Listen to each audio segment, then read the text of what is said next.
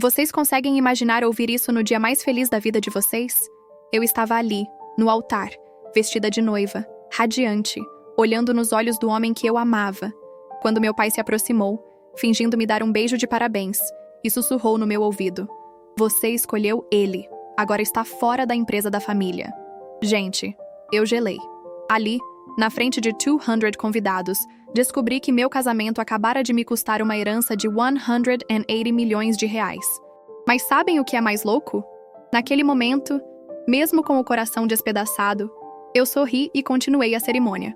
Porque o que meu pai não fazia ideia é que eu já tinha um plano que mudaria nossas vidas para sempre. Hoje, 5 anos depois, posso dizer que aquele foi o melhor dia da minha vida. Não pelo casamento em si, mas pelo que aconteceu depois. Porque às vezes, gente, perder tudo é exatamente o que precisamos para descobrir quem realmente somos. Deixa eu contextualizar essa loucura toda para vocês entenderem como chegamos nesse ponto. Meu nome é Fernanda Oliveira, tenho 28 anos, sou formada em Engenharia Civil pela USP. Sempre fui a filha certinha, sabe? Aquela que tirava notas altas, que seguia todas as regras, que nunca dava trabalho. E meu pai, Roberto Oliveira, de 60 anos, é dono da Oliveira Construções. Uma empresa que ele construiu do zero e que hoje vale cerca de 180 milhões de reais. Vocês precisam entender uma coisa sobre meu pai. Ele é daqueles homens que acredita que construiu um império e que todos ao redor dele devem ser eternamente gratos. Controlador ao extremo, machista na essência, mas disfarçado de pai protetor. Durante toda a minha vida, ele repetia: "Tudo que temos é para a família, Fernanda. Um dia, isso tudo será seu e do Marcelo." Ah, o Marcelo, meu irmão mais novo, de 25 anos. O queridinho, o príncipe herdeiro que nunca precisou provar nada para ninguém.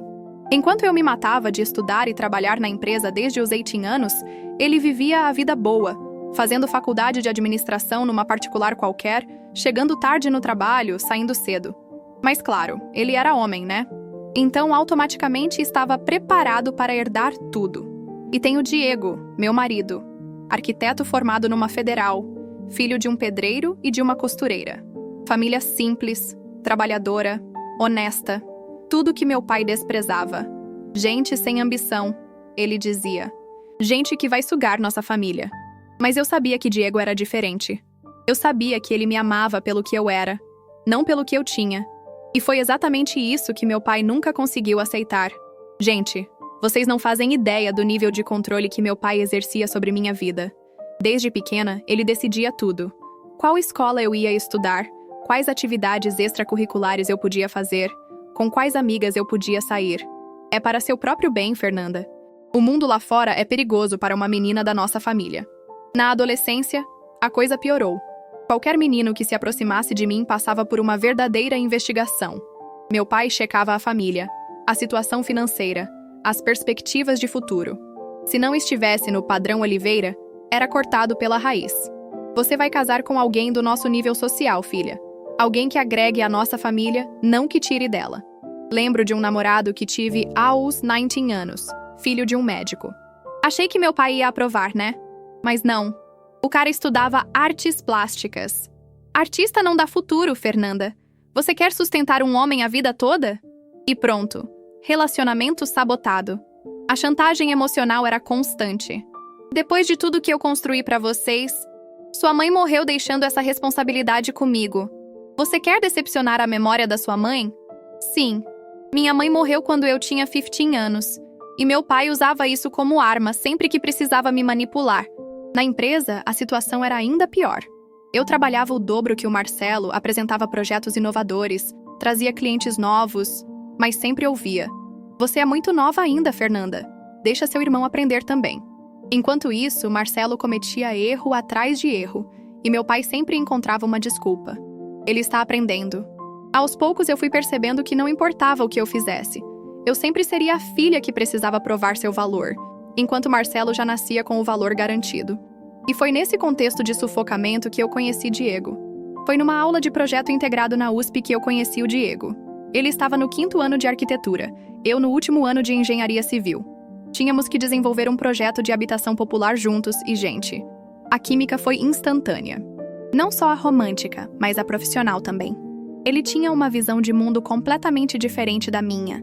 Falava sobre arquitetura social, sobre construir para quem realmente precisava, não só para quem podia pagar.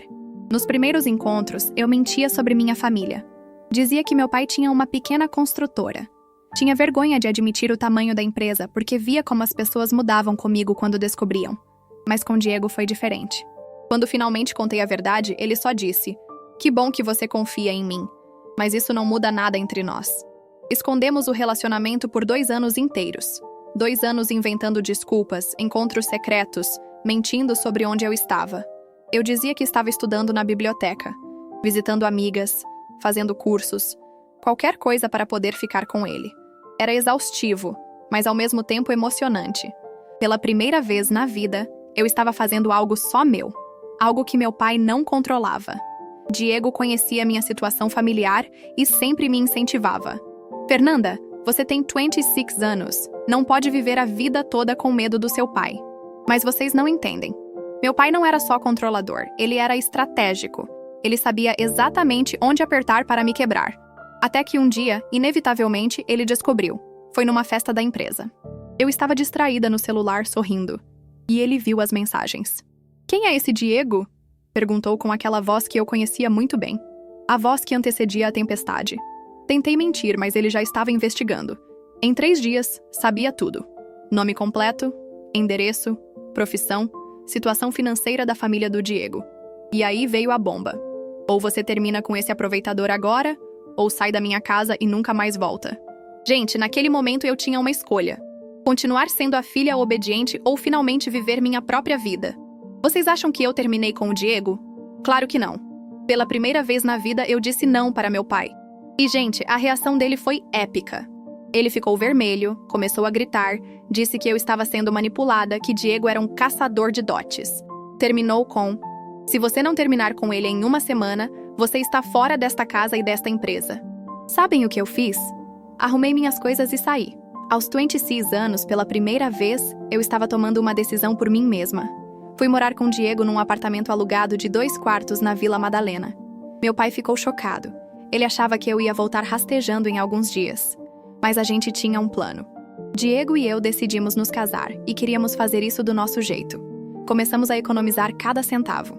Eu consegui um emprego numa construtora menor, ganhando bem menos do que na empresa do meu pai. Mas pelo menos era meu dinheiro.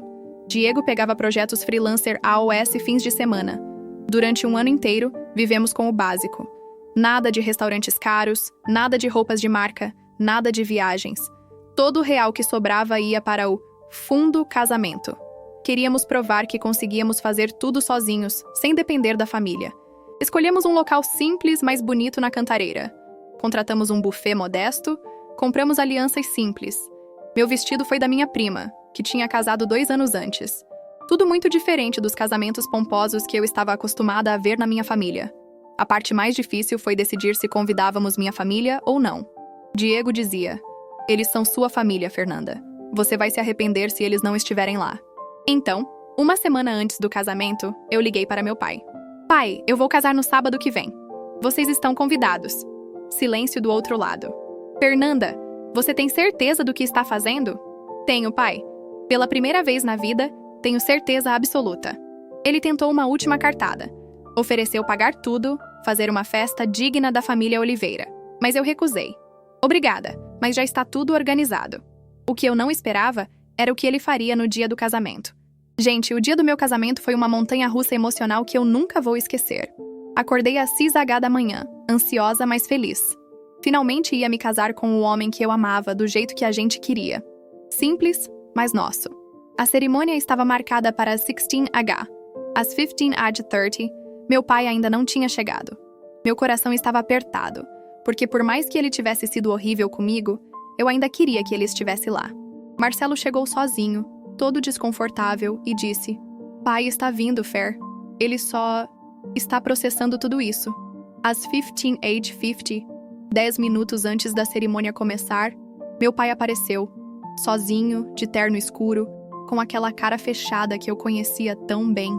Não cumprimentou ninguém, não falou comigo, só se sentou na primeira fileira e ficou olhando para frente. A cerimônia começou e, gente, foi mágica. Mesmo com toda a atenção, quando eu vi o Diego no altar, tudo mais desapareceu. Ele estava lindo, emocionado. E quando nossos olhos se encontraram, eu soube que tinha feito a escolha certa. Mas aí, chegou a hora dos cumprimentos. Diego me beijou, todo mundo aplaudiu e meu pai se aproximou. Eu pensei, pronto, ele vai me abraçar, vai aceitar. Ele chegou perto, me deu um beijinho no rosto e sussurrou no meu ouvido. Você escolheu ele. Agora está fora da empresa da família. Espero que ele consiga te sustentar, porque eu não vou mais. Gente, eu gelei. Literalmente, gelei. Ali, no momento mais feliz da minha vida, meu pai estava me cortando definitivamente. Mas sabem o que é mais louco? Eu sorri. Sorri e disse baixinho. Obrigada por me libertar, pai. Ele ficou confuso. Não esperava essa reação. A recepção foi tensa. Meu pai ficou sentado numa mesa no canto. Não dançou, não fez discurso, não brindou. Marcelo tentava amenizar a situação, mas estava claramente desconfortável. Alguns convidados perceberam a tensão e ficaram sem graça. Mas Diego e eu dançamos, rimos, aproveitamos nossa festa. Porque era nossa, entendeu?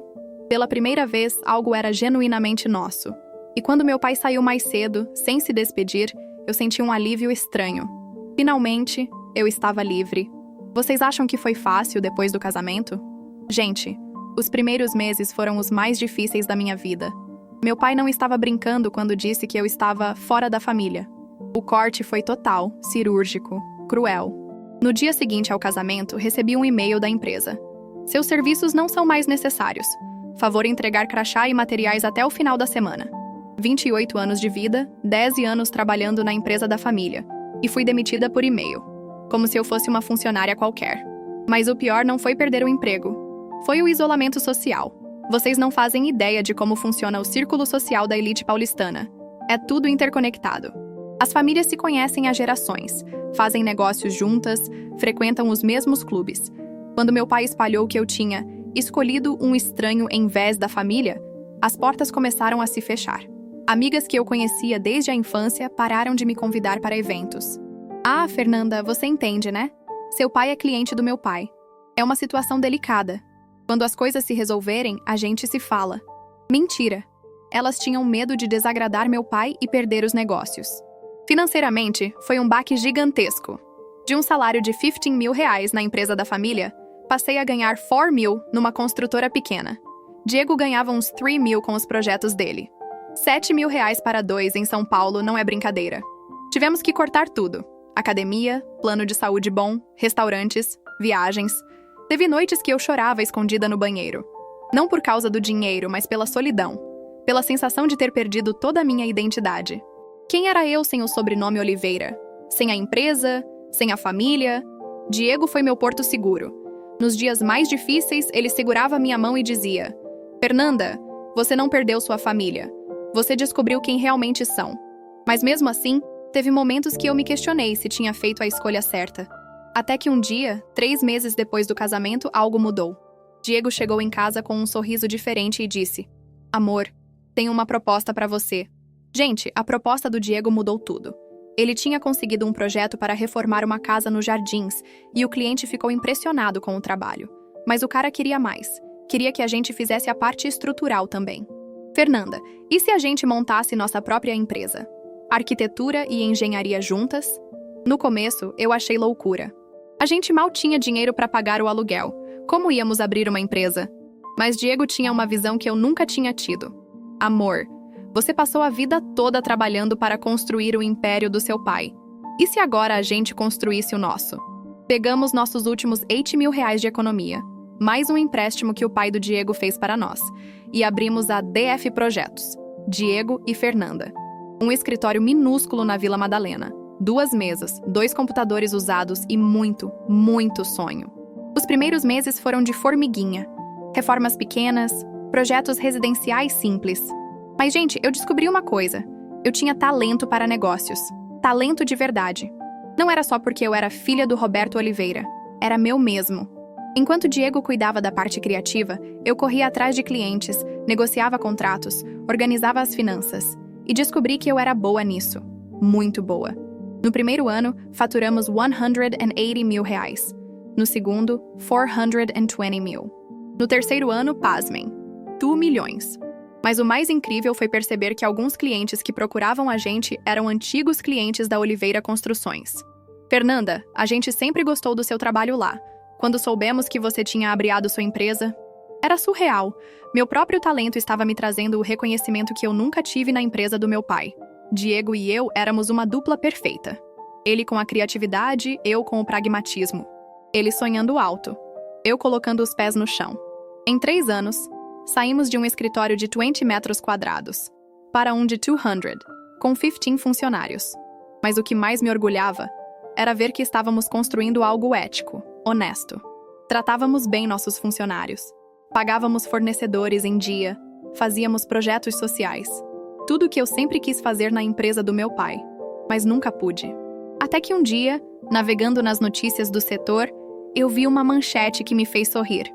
Oliveira Construções perde mais um grande contrato. Gente, vocês não vão acreditar no que aconteceu. Enquanto nossa empresa crescia, a Oliveira Construções estava despencando. E sabem por quê? Porque meu irmão Marcelo, o príncipe herdeiro, estava destruindo tudo que meu pai levou 35 anos para construir. Comecei a acompanhar as notícias do setor com mais atenção. Oliveira Construções atrasa entrega de condomínio em 8 meses. Construtora é multada por irregularidades na obra. Clientes processam Oliveira Construções por defeitos estruturais. Era um escândalo atrás do outro. Através de contatos do mercado, fui descobrindo os detalhes. Marcelo tinha assumido a operação depois que eu saí e estava fazendo tudo errado. Cortava custos onde não podia, atrasava pagamentos de fornecedores, não supervisionava as obras direito. Meu pai, que sempre foi detalhista e perfeccionista, estava vendo seu legado sendo destruído pelo próprio filho. O mais irônico, vários clientes que saíram da Oliveira Construções vieram procurar a DF Projetos. Fernanda, a gente sempre confiou no trabalho da sua família. Agora que você tem sua empresa. Era como se eles soubessem que o talento nunca foi do Marcelo. Sempre foi meu. Em 2023, nossa empresa estava avaliada em 25 milhões de reais. 25 milhões. Gente, em 5 anos, saímos do zero para isso. Enquanto isso, a Oliveira Construções estava com dívidas de 15 milhões e perdendo o mercado todos os dias. Até que numa quinta-feira, às 14h30, meu telefone tocou. Número que eu conhecia de cor, mas que não via na tela há 4 anos. Era meu pai. Fernanda, é o papai. A voz estava diferente. Cansada. Humilde. Você tem um tempo para a gente conversar? Meu coração disparou. Depois de 4 anos de silêncio total, meu pai estava me ligando. Sobre o quê, pai? Sobre negócios. Eu preciso da sua ajuda. Marquei de encontrá-lo num café neutro. Quando chegou, quase não reconheci. Cabelo mais branco, olheiras, roupa amarrotada. O homem que sempre foi impecável estava derrotado. Fernanda, eu cometi um erro muito grande. E então ele me contou tudo. Como a empresa estava quebrada, como o Marcelo tinha destruído relacionamentos importantes, como eles estavam à beira da falência. Eu preciso vender a empresa e eu gostaria que você comprasse. Gente, naquele momento eu tive a oportunidade da minha vida. A vingança perfeita estava servida numa bandeja de prata. Gente, quando meu pai disse que queria que eu comprasse a empresa, eu fiquei em silêncio por uns 2 minutos. 2 minutos que pareceram uma eternidade. Ele estava ali, o homem que me humilhou no meu próprio casamento, que me cortou da família, que me fez questionar meu próprio valor, pedindo minha ajuda. Quanto você quer pela empresa, pai? Perguntei, com a voz mais calma que consegui. 50 milhões. Eu sei que está abaixo do valor real, mas preciso quitar as dívidas e... Eu compro, interrompi, mas com uma condição. Ele me olhou esperançoso. Coitado, achava que eu ia perdoar tudo e voltar a ser a filhinha obediente. Qual condição, Fernanda? Você vai trabalhar para mim, como funcionário, salário de gerente operacional, 8 mil reais por mês.